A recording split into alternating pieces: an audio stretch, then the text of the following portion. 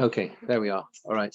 Okay, so we're going to begin. Thank you all for joining, both on Zoom and also here in person as well. Have you all copies of the sheets here? Yeah. Okay, great. So, a couple of introductory points. The idea of this series, I thought it would be a nice thing to do. That every Rosh Chodesh to try and think about key themes in the upcoming month. Obviously, some months that is more obvious than others. You might argue that probably the least obvious to start with, and the trickiest in a way is probably Cheshvan. But really, it's to try and share ideas that are usable and generate thought, not just obviously for Rosh Chodesh, but that go through and carry through the month as a whole. So it's overall themes that that can accompany us through this month. In terms of the actual the format of the share, I felt it would be helpful to have some sources, but it's not that the sources will stick like glue to the sources necessarily, in the sense that I'll be bringing in hopefully some other things as well. But in terms of the source sheet, it is very helpful for me, for example, to have feedback as to whether people prefer, let's say, an English translation on the source sheets as well. Then we'll go through the Hebrew. But I'm open to flexibility in this regard. You like vowels? Okay, that's very helpful. If I can, pardon. You like English? Okay, so yeah, and these comments are really helpful for me because right? So we can try and adapt as we go along. But if people like to follow inside as well. So that's why it's nice to have some text based as well, and not just me sort of talking. The theme for Cheshvan and this particular month, and we're obviously familiar with the fact that there is a fascinating, if you're not confusion, but different ways of even looking at the name of this month, right? So Cheshvan, of course, is also known as Mar Cheshvan. Mar Cheshvan most traditionally is because Mar is bitter, in the sense that Cheshvan doesn't have any Yomim Tovim in. So, but what is the essence of Cheshvan? And I think that the essence of Cheshvan you can look at through three different approaches, which hopefully will come together to enable us to have some deeper understanding of the month as a whole. And I've titled this "Journeying Forward Together," because I think that if you look at the best sources that we have, or the most informative sources that we have in terms of what went on during Cheshvan, then a theme which stands out is that of journeys, is that of traveling. And the main reason for this is very simply that we have just exited, put ourselves in the mind of the time of the Beis Hamikdash. We have just exited the time when there is the mass gathering of as many Jews as possible in one place in Yerushalayim, right? So what everyone is doing come the end of Tishri is going home, right? People are on the roads. They are on the roads going back home. That is the main focus at the beginning of Cheshvan. Now, we think to ourselves, well, that takes a couple of days. Of course it doesn't. It takes an awfully long time. In the time of the Bayis Sheni, their people are living a long way away, right? There's huge numbers that are living in the direction of Bovel and other places as well. They're going, it's a long, long journey, which takes up a good part of the month. It certainly goes into the beginning of the month for sure, in the time of the beginning of the Bayis Sheni, and it stands to reason that as time went on, we'll see the Mishnah in a minute, but as time went on, it would have taken longer and longer and longer into Cheshvan, where people are still journeying and traveling. So there must be, I think, a message for us, if that was the primary focus of people's attention during Cheshvan, this idea of going back home. It can't simply be, well, the end of Tishri, so we turn around and go back home. That there must be something in that which has a significance for the lessons we are supposed to learn in terms of our approach to this month. You see this begin with the very first source, which is a Mishnah in Tanis. The Mishnah in Tanis talks about when the machlokas as to when we begin to say the same Talamota, which is called Shoel and Esagashomim. There are two types of there are two references, of course, that we have to requests for rain. One is Mashiv Haruach Merit Hashem, beginning of Shemini Esrei, which we call start on Shmini Atzeres, only delayed through Sukkot because of the Sukkah. This year was a very good case in point, but of course we delayed till Shmini Atzeres so as not to affect Sukkot. As I say, not quite sure what happened with the rain this year, but that is how it is. But when it comes to that is really what we call Maskirin Es HaGasham. That's to mention the Gasham. We mention the rain. We praise Hashem in the sense that Hashem causes the rain to fall. But Shoel Nesagashomim is in the weekday Shemona Esrei when we add the words of Saint Talumata. And that, of course, is a fascinating question as to when we begin to say the Saint Talumata. And the Mishnah says like this: on the 3rd of Mar Cheshvan, Shoel Nesagashomim. That is when you begin to ask for rain. You begin to ask Hashem to cause it to rain. That's the first opinion in the Mishnah. Rabbi Gamliel says b'Shiva B'Oy. Rabbi Gamliel says no. It's the 7th of Mar Cheshvan, which is Chamisha Asar Yom Achar HaChag. That is 15 days after Sukkot. Because that gives enough time for the last of the Jewish people to reach the Euphrates River, to reach the Nahar Paras. Huge numbers of Jews are living there at this time, even at the time of the Mishnah, and therefore waiting 15 days allows them not to have to travel home when it's pouring with rain. That's the idea. Now, of course, in terms of the concept of emunah, I've mentioned this little anecdote before. You know, you see from the way the Mishnah approaches and the Tanoim look at what it means to ask for rain. It reminds you that lovely story of where they're praying for rain. I mentioned this in the past. There's a whole day gather in the town square and they're all davening for rain. Everyone's there davening and davening. There's a little girl there, and she tugs on her father's sleeve and she says, "Daddy, I don't understand. We're all here davening for rain because there's a drought. So why has no one brought an umbrella?" You know, you see the emunah pshuta shine through the Mishnah. You read the Mishnah. Why do we have to wait till the 15th? Because otherwise it's going to pour with rain. It will rain when we ask for rain. Therefore, we cannot ask for rain while people are still mass numbers are on the roads. There's that automatic belief that the rain will rain when we ask Hashem to cause it to rain. So this is where you see the idea of traveling. In terms of the rain aspect, we'll come onto on the next set of sources. But for now, let's what I'd like to do with the idea of traveling and Mar Cheshvan is use an approach developed by Rabbi Shimshon Raphael Hirsch in his in one of his essays on he has lots of different essays on the different months of the year, and in one of these in Cheshvan he talks about the example of a man called Elkanah. Now Elkanah was of course father of Shmuel Hanavi, and Elkanah the beginning of Sefer Shmuel. We have the following psukim. Vayhi ish echad min haramasayim tzofim. There was a man from Haramasayim tzofim meharefoi. Shmuel Elkanah ben Yerucha ben Elihu ben Tohu ben Suf Ephros. So this was this man Elkanah. This is where he came from. V'lo shtei noshim. He had 2 wives. Shem achas Chana. One was called Chana, v'shem hashem is Penina. The second was called Penina. Vayhi Penina yolodim, v'lechana ein yolodim. We're familiar with the story. Penina had children, and Chana did not have children. Va'olahu isha hu me'iroi. And this man used to go up from his city, miyomim yomima, from day to day, from time to time, nishtachavos, to prostrate himself, v'lizboach l'Hashem tzavakos b'shiloi in Shiloi, v'shom shnei b'nei Eli, Chofni u'Pinchos kohanim l'Hashem. And there were 2 sons of Eli, Chofni and Pinchas were kohanim to Hashem. Now, the Medrash in 2 different places picks up on this idea of what was significant about Elkanah's journey towards Shiloh, which was at that time where the Mishkan was. What was his significance of this of his journey? There must have been something significant because because there's an emphasis here of the fact that he used to travel. So there must have been something beyond the normal traveling that people will go on the Shalosh Regalim to go to the Mishkan, of course, which later became the Beis HaMikdash. And in Tana Devei Eliyahu Rabbah, it says the following thing. It says,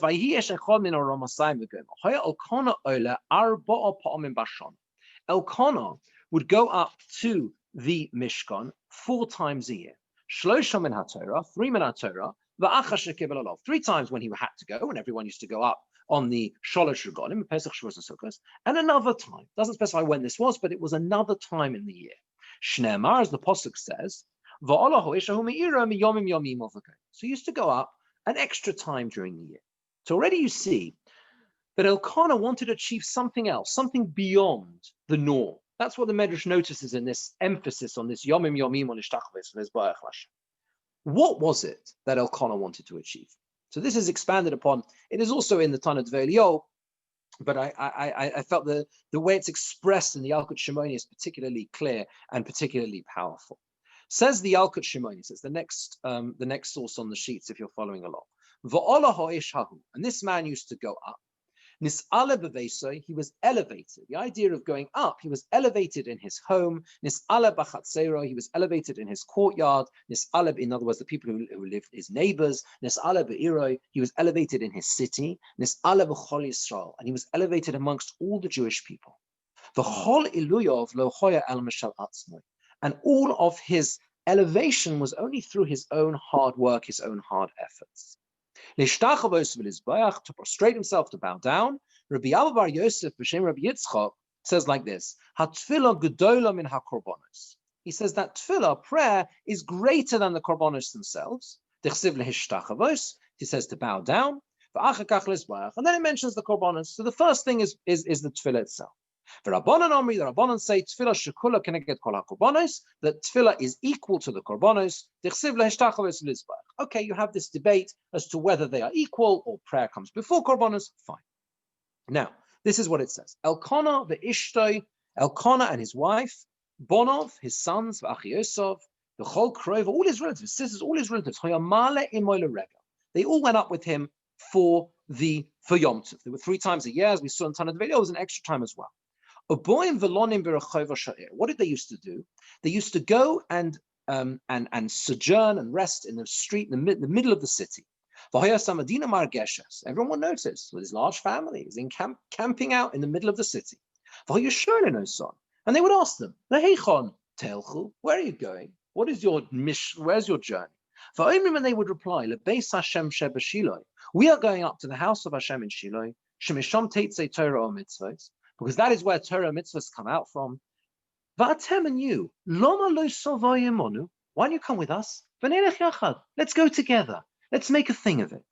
Miyad immediately, einehem meshagros dumois, their eyes would flow with tears. Omrim lahem, they would say to them, Nelech imochem, can we go with you? Will you let us accompany you? Va'omrim lahem hen, of course, you can come with us, no problem at all. Ad l'shana habo, until the next year, chamisha batim. So there were 5. There were 5 households that came with Elkanah and his family. L'shana acheres, the next year, asara batim, there were 10 houses. Ad shachoyu kulam oilim, until they all went up. By the time it had been a number of years, the whole city, every village they went through was accompanying Elkanah and his family. Now he was very clever. The way they used to go up one year, didn't go up the same way another year, maybe a different Yom Tov or whatever. Until eventually they'd gather people all over, because he went a different route each time. So he meant gathering more and more people every year from different places. Hashem said to him, Elkanah, you, through the efforts, your own efforts, have tilted the whole of the Jewish people into a positive path. They're going to be judged in a positive way because of your efforts. You've educated them in what it means to do mitzvahs. And the public have merited to do the right thing because of you. I will produce a son from you that will tilt the whole of the Jewish people into the positive side. He will allow them all to be judged positively because of his actions.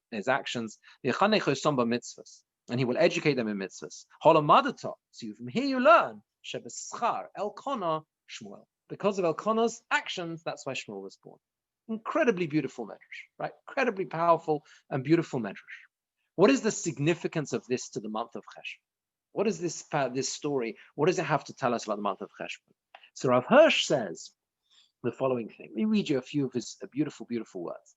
He says, when the tribes of the Bnei Yisrael, the Shvatim, stream joyfully towards the Mishkan, the individual who participated with enthusiastic loyalty was inspired by the excitement and devotion of the entire nation.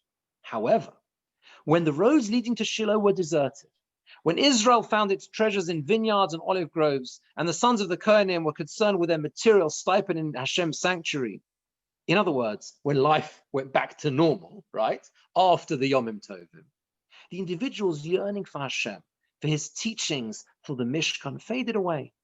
At that time, a man named Elkanah traveled up with his wife and child, and by making this pilgrimage, his earnestness and joy kindled the enthusiasm of his relatives and neighbors, his city and his people. And Hashem recorded the pilgrimage of Elkanah in the record of history.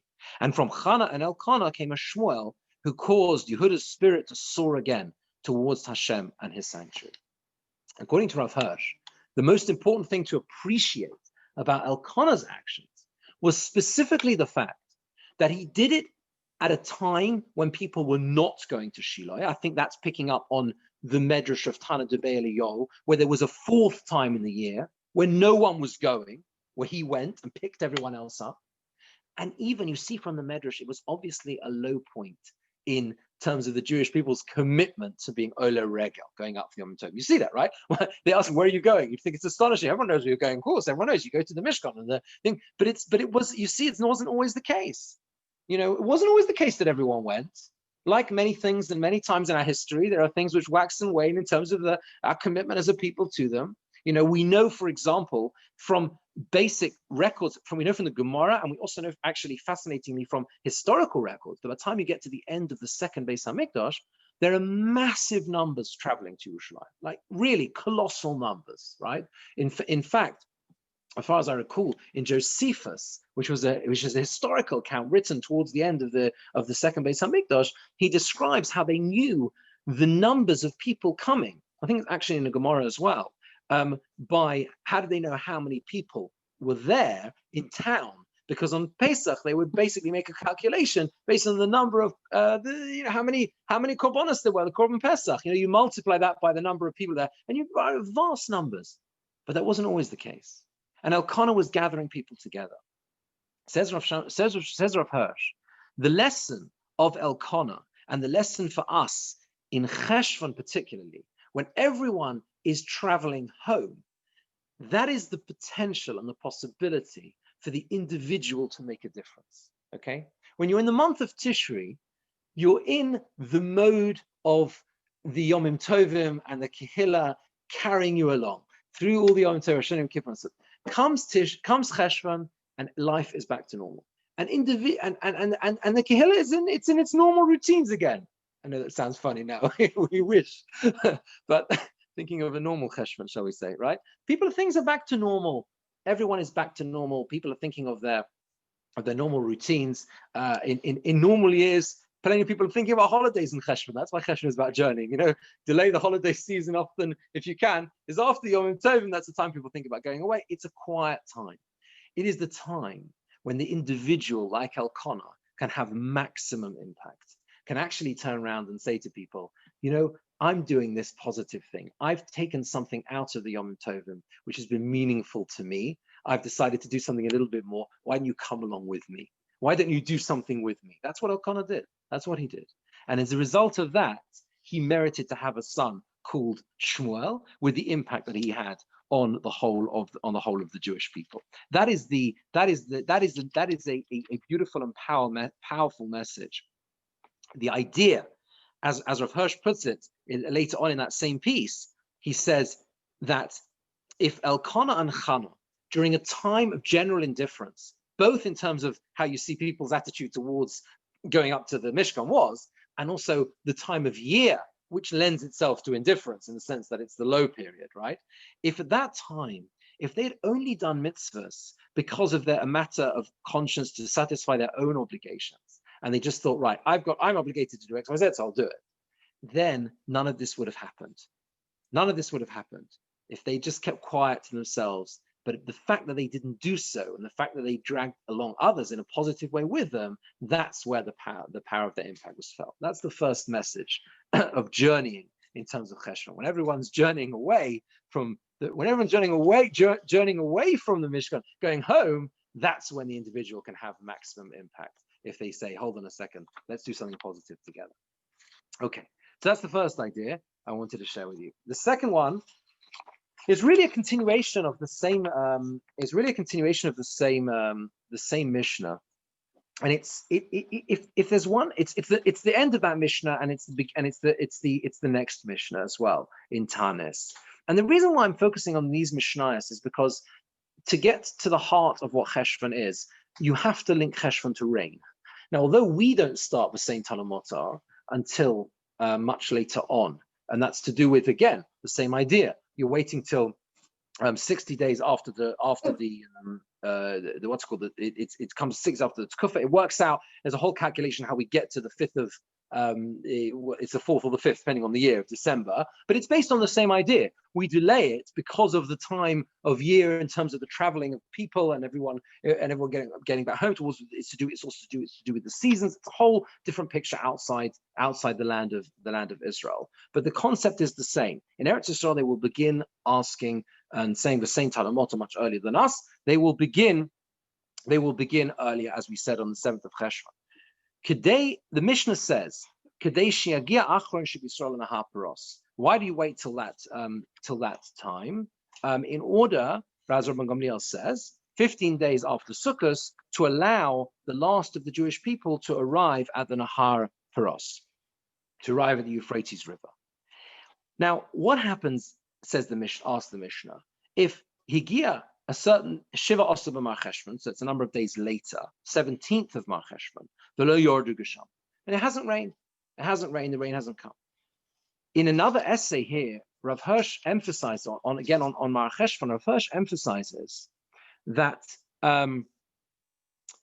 he says like this. He says you have to understand that Cheshvan was the month when the whole harvest of the year was determined by the timely start of the winter rains. If the rains fail to come, that can affect everything, the whole agricultural cycle. If it doesn't rain in Cheshvan, then people are serious problems. Now, we have to get our heads around it. It's difficult for us to comprehend nowadays, right? But that was the focus of everyone during Mar Cheshvan. As soon as Cheshvan arrives, or Yom Tovim, what do people think about? Rain. That's on their minds all the time, rain, okay? So if the 17th of Mar Cheshvan arrives, below Yordu Geshomim, and it hasn't yet rained, they begin to fast 3 fasts. There's a sequence of fast days, and it goes through. They're allowed to eat and drink from the nightfall. The 5 things that we're not allowed to do on Yom Kippur do not apply. These were the lenient fasts, and they build up in intensity. If the rains do not come, there continues to be a sequence of fasts further on in order to get, in order to daven for it. And these fasts became very, very, very. These fasts they were really serious. They were sorry about that. They were fast days which effectively would have taken over people's lives. They became more and more intense in nature because without rain, the whole society was threatened. Yeah. I'm being a bit thick. Euphrates, is that Iran or Iraq? Iraq. Yeah, Iraq. The Euphrates is Iraq. Travel really fast in 17 days. 15 days. They probably yes. Achron Shabbat, exactly. Yeah, you're right. It's true. It must have been quite a fast journey. Well, how far the Euphrates River is exactly from Yerushalayim to work it out and calculate it. It's interesting. Yeah, it's interesting. And that's the slowest. It says Achron Shabbat. Yeah. So when all the Jews were in Yerushalayim, who was tending to all their farms? It was just the men folk who were in Yerushalayim and the women were tending to the farms? So as far as I recall, I think this is basically, it was part of the promise. It's mentioned, I think, in Chumash somewhere even, or at least only in the Meforshim, that the promise that Hashem gave, that your lands would be protected even when you left your lands alone. Yeah. Sorry, the question, just for those of benefit on Zoom, the question was who would look after the lands when everyone was away, if these mass numbers were leaving their properties. I think that was part of the promise that they were assured that their lands would be protected and when they left them. It was also, of course, part of a demonstration of intense commitment and faith to be able to leave your property, your land, in order to travel. Yeah, in order to travel to Yerushalayim. The idea of the Chodesh Regalim would have governed people's lives in a way that we can't quite comprehend. Going up to Yerushalayim. That's what you need an Elkanah to. Yeah, but exactly. You can imagine why there would have times why have made people might have found it too difficult to do. Yeah, it was a massive endeavor. Of course, it was. Absolutely. Yeah. The Gemara here on that Mishnah in Tanis talks about the critical importance of what it means for the Kehillah, the Tzibur, to come together to daven for rain. And this is really the heart of the meaning behind when we say Mashiv Oroch Moshe as well, the whole idea of what does it mean when we daven for rain? So again, it's one of these things that we're so used to doing because it's just a part of the tefillah. So we just do it. We just say, yeah, of course, it's like davening for rain, Mashiv Oroch. We know it has to rain, so it's important.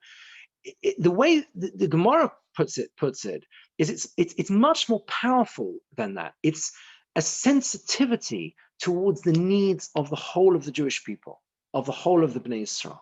Says the Gemara like this, it's the next source. Tana Rabbanon, Bizman Yisrael Shruin B'tzars. Our rabbis taught, this is quoting an earlier source, at the time when the Jewish people are in pain, or perish in difficulty, or perish echod mehem, and someone separates themselves, what does that mean, they separate themselves? Basically, it's a difficult time for the Jewish people. Things are not going well. And someone says, I don't want to be part of this. I don't want to join in, let's say, the public fasts or whatever's going on in order to try and try and put the situation right.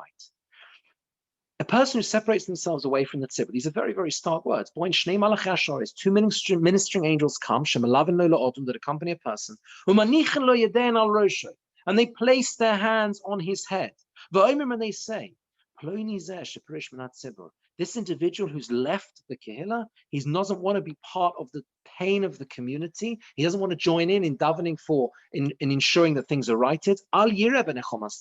He won't sadly see in the comfort of the tzibur, right? It's a similar phrase that we find with Yerushalayim, right? It says famously, those who mourn for the destruction of Yerushalayim will merit to see the rebuilding of Yerushalayim. It goes hand in hand. Tanya Edach, another Bryce puts it like this: Bizman tzibur shori b'tzar. Sorry, I should explain. It's always important to explain. A brisa means external material. It's effectively material of the Mishnaic era, right? That is incorporated in the Gemara. So it means the Gemara is effectively quoting an earlier source, a source from the time of the Mishnah. At the time when the community are in pain, a person shouldn't say, Eilech lebesi, I'll go home, I'll eat and drink, v'shalom olai, it could be shalom olai, they hear the text of shalom olecha nafshi, peace upon your soul, but this is a very famous phrase, v'shalom olai nafshi, I'm okay, I'm all right, I'm all right, I'm all right, Jack, yeah, I'm okay, no, as long as I'm okay. If he does so, there's a verse which says, a pasuk in Yeshayahu, v'nei sosun v'simcha horog baka v'shachot zon, rejoicing, celebrating, much slaughtering of cattle and merriment and eating meat, achol bosash tosyayin, achol shasoi, kimachar namus. That's what people say, that's the famous way. We'll eat and drink, because tomorrow we'll die. What's the difference? Might as well make hay while the sun shines today. And afterwards, then the Gemara brings another pasuk which emphasizes this even more. We don't have to go through all of it. That this is a very serious thing. But where do you find the model?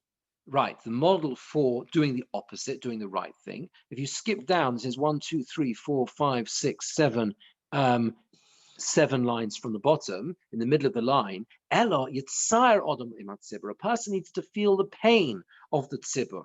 Shekain motzinu b'Moshe Rabbeinu. That's what we find Moshe Rabbeinu. That is the model for this. Shetzir atzma imat tzibur. He caused pain for himself together with the community. Shneimar, as the pasuk says, v'dei Moshe kavedim. Moshe's hands were heavy. They took a stone. This is when he was davening for victory with Amalek. What happened? His hands were too heavy for him. He couldn't bend. They put a stone underneath him, and he sat on top of it. And the Gemara asked the following question: didn't have a pillow, didn't have a cushion. He had to sit on a stone. That was the best they could come up with. This is what Moshe said: if the Jewish people are in pain, I will be in pain with them. And anyone who puts himself in pain because of the pain of the community, of the tzibur, of the Jewish people as a whole, he will see the comfort of the tzibur as well. And then the Gemara brings, just to finish it off, a very beautiful idea, because the Gemara says a person might say, Shema Yoma Odom, mi may it be. Who's going to testify for it? So who's going to testify whether I really have that sensitivity towards the community? The answer is, says the Gemara, that the very walls of a person's house will testify for that degree of sensitivity that one has for the rest of the community. And Rabbi Shilo brings another idea. He says that the two angels that we say accompany a person, they will testify about the person. So what we see here is, I think, again, thinking about perspectives on Mar Cheshvan. We said that Mar Cheshvan is governed by praying for rain. That is what the month of Cheshvan is all about, and certainly was all about. It's about davening for rain. The rain is only davened for with a sensitivity ingrained for the Jewish people traveling and journeying on the roads. That's why you wait until they've got back to where they need to go to. But once that period has arrived and we're davening for rain, the community is called upon to hold together and to daven as a unit, as a single unit, even if you're not a farmer, right? Even if you don't feel that you need the rain so much. And of course you do, because otherwise you won't get the food on the shelves. But even if you don't feel, you might have your own stock. You might feel that I've got a secret supply somewhere. It doesn't matter. You've got to come together. And that's why there's this emphasis here on a person not separating themselves from the community. So it comes out that this, I think, matches very well with that first idea, the idea of the lesson of Elkanah, where when it's a quiet time of the year, the individual has the power to influence others much more, to say, when everyone's going one direction, going home from the Mishkan, you say, no, let's go back now, let's go back, let's keep our connection strong. That matches this very well as well. When we daven for rain during Mar Cheshvan, what we're really doing is we're saying, I care about needs beyond me, I care about the needs of the whole tzibur. That's the second idea, I think, that comes out from Mar Cheshvan itself, on the month of Cheshvan. Rav Hirsch, incidentally, here in this particular essay on Cheshvan, he actually contains one, which is what I think one of the most beautiful expressions of the power of the Kehillah. It's something I've certainly referenced before, where he says, he talks about the words "V'nikdashti b'soich b'nei Yisrael," and he says that it is within the Jewish community that Hashem expects to be hallowed, to be sanctified, and that the ultimate purpose, the perfection of the whole is about the whole Kehillah holding together. And he uses that with this idea, linking this to the idea of the rain during Cheshvan. Finally, the final idea I'd like to share with you about this month of Cheshvan, also on the question. Yes, please, Sujan, go. No. That's we like questions. That's a very good question. The question that John is asking is, what is the significance of the walls of the person at the house testifying? You do find it in other contexts as well, I think, that idea, and it seems to be that it is in the idea of privacy, right? So you're in a private place, you might be alone, you might be living alone, there'd be no one there to see whether you are in fact feeling for the community and for the needs of the tzibur. So you might say to yourself, well, what does it make a difference? No one's going to see anyway. So it means that Hashem reads the walls themselves, the structures of the house. Hashem sees everything.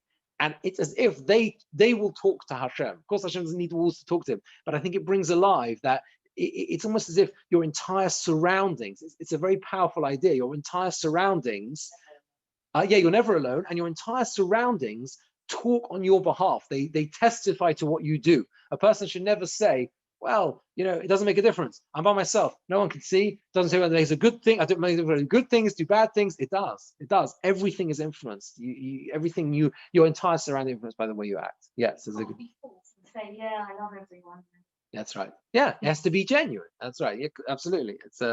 It's all a work in progress. You know why it says that all this is a work in progress? I saw this idea over Shabbos, I think, or maybe it was just before Shabbos. It doesn't say ki tov. It's a famous idea. It doesn't say that it was good with the creation of man, right? It says that most of there's one instance where it doesn't, but certainly one of the key places it does not say that it was good is in the creation of man, and the reason is because we are all a work in progress. Very important idea to remember. Ki tov is when it's done. An animal is created, right? The world is created. It's done. It's finished. Yeah. But the reality of all of us is we're always a work in progress.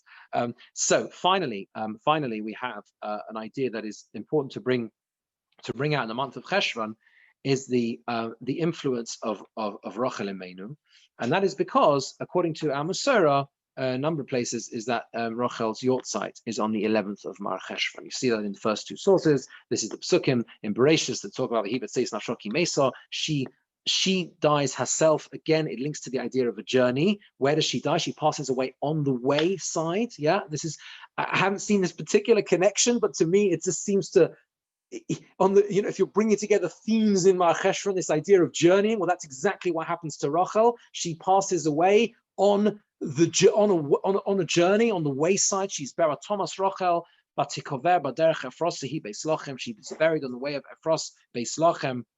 Vayatzev Yaakov Matseva al Kavura. So, and Yaakov sets up a Matseva on her grave at Hayom until today. A number of times I've been asked, is it just a recent thing, the idea of putting up a Matseva on a kever? I say, no, actually, it's a pasuk in Chumash. Some people don't realize, it's the idea of erecting a Matseva is a pasuk in the Torah, right? That's what Yaakov Avinu does. And the Yalkut Shimoni tells us that Binyamin was born on the 11th of Mar Cheshvan, and that was, of course, that is therefore the date of Rachel Imenu's Yortzeit. What significance and what message does that have for us today? I was just noticing it's interesting that Elkanah is also called Elkanah ben Yerucham ben Elihu ben Tob ben Suf Efrosi, also from Ephros.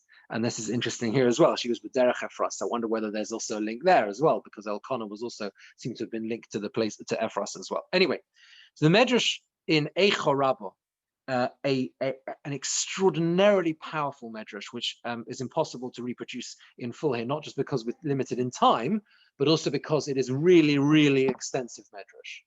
But at some point, it's probably worth going through the Medrash in detail.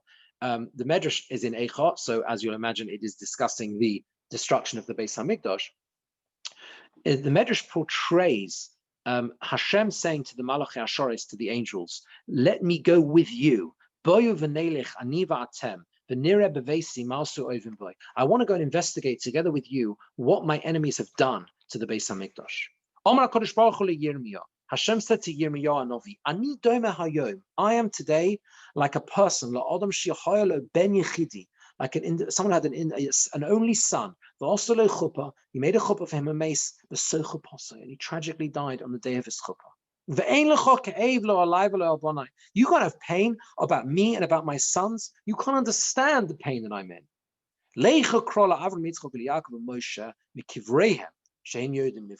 Go and call from their graves Avraham, Yitzchak, Yaakov, and Moshe, because they know what it means to mourn. They will understand the pain that I'm in today on the destruction of the Beis Hamikdash. And the Medrash carries on. This is the bit that I didn't reproduce on the sheet. The Medrash carries on, basically very extensively describing the pleas and the words of Avraham, Yitzchak, and Yaakov, and Moshe. First, Yirmiyahu, interestingly, says to Hashem, "You want me to go and get Moshe Rabbeinu, but we don't know where he's buried. So you have to first give me directions." And Hashem gives him directions. This is where Moshe Rabbeinu is. This is where you'll find him. And it's incredibly powerful. And at the end of the Medrash, after they've all shared their ideas, and it doesn't seem to have influenced and affected in the way that shows Hashem himself hopes it will. But also Shah that time, Rachel Imenu jumps up in front of Hashem. Va'amar, she says as follows: Rabbeinu Shalom, it's revealed in front of you, Master of the Universe, Yaakov your servant, Ahavani Ahavo Yosero, that Yaakov loved me more than anything. And he worked for my father for 7 years. Okay, you're all familiar with the story. When he finished those 7 years, and it reached the time that I was going to marry my husband, Avi, my father advised to exchange. He did this famous trick, he was going to switch me for my sister. But it was very difficult for me, because I understood what was going on. I understood what he was planning, and I told my husband what he was planning. So I gave him the sign. Again, you're familiar. I handed over the signs so that he would know that it was me and not my sister. But then Rachel said, I changed my mind. I managed to subdue my own desire, my own wish to marry him. I had mercy on my sister, that she shouldn't be disgraced. And that evening, Cholfu achosi lebali bishvili. They exchanged my sister for me, my husband. And again, I know you're familiar with this story, but I don't think there is a more, I haven't found, there is a more beautiful portrayal of this event than in this medrash. It is saying the words from Rachel's own mouth. She is speaking here in this medrash, and that is the power of it. That evening, they switched my sister for my husband Shvili. I gave my sister all of the signs that I had given over to my husband, so that he would think that she is Rachel. Now, the next bit is quite dramatic indeed, but it is actually something which answers a question many of us probably would have had many, many times. How did he not realize? He knew Rachel was. He must have realized who was who. She says, I entered under the bed. And he was speaking to her, and she was silent. I answered. I was hiding in the room, and I spoke, and she didn't. And that's how the deception lasted till morning. So that he shouldn't recognize the sound of my sister. That was the kindness I did for my sister. I wasn't jealous of her. And I didn't make a disgrace of her. And then she launches this defense of the Jewish people. Umani, I'm flesh and blood. I am dust and ashes. I wasn't jealous of what would become my co-wife, my sister. She would marry him first. And I saved her from disgrace, from shame. You are a king, everlasting king, Rachamon, merciful. Why were you, quote unquote, why are you jealous of idolatry? That has nothing in it. Why have you taken my children into exile because they worship idols? And they're killed by the sword. And you've allowed their enemies to do to them as they wish. Her argument is, if I could swallow so much, if I could give over so much for my sister so she wouldn't be disgraced and shamed, surely you can also, Hashem, have mercy on the Jewish people, even if they've acted so badly, even if they've done so much, they've done so many things wrong. Miyad immediately, Hashem's mercy is aroused. And he says, for you, Rachel, I will return the Jewish people to their place because of you. They will come back. That is what it means when it says in the pasuk in Yirmiyahu, Koyomar Hashem, so says Hashem, Koil Barama Nishma, a voice is heard on high, Nihi v'chi Samurim, the weeping of Rachel Mavaka al Boneha, Me'anoli Enochem al Bonaki. She will not be comforted on her children, for they are not here. And the pasuk says, Koyomar Hashem, Minikolech Mibechi, withhold your voice from tears, from crying. There is hope for your end, your children will one day return. Rachel, as we know, her burial is on the way of Beis Lechem, the idea being that she was there to comfort them as they went into exile, and she will be there as well to assure that they will once again return to their land. So we have this medrash, as I say, it's incredibly beautiful because it really puts that whole piece between Rachel and Leah into the mouth of Rachel herself and what she gave up. She gave up everything for it, the defense of the Jewish people, and it was in that, and the whole redemption of the Jewish people, the whole Geula comes because of that. That's the end of the medrash. That comes because of Rachel's actions. So you have in Cheshvan, on the 11th of Cheshvan is Rachel Imeinu's Yortzeit, a month where perhaps we can say, linking all the things together, that the ultimate journey that we find in Cheshvan is the journey which will bring us all back ultimately to Eretz Yisrael, to Yerushalayim. So the Jewish people are on the cycle of the Yom Tovim, they're going home. They're needing to remember their responsibilities on the way, both in terms of what they can have, the impact they can have as individuals, as we saw from the story of Elkanah, the fact that through the month when we daven for rain, they are cognizant of the needs of the tzibur, and that ultimately it is the zechus of Rachel which will allow us all to take the ultimate journey back to Yerushalayim when the Geula arrives. And that's my thoughts for Cheshvan. So thank you all for listening. Okay. Pleasure, thank you. Thank you very much. Okay, pleasure. I hope you could all hear clearly enough. Perfect. Okay, thank you. Have a good evening. Thank you. Pleasure.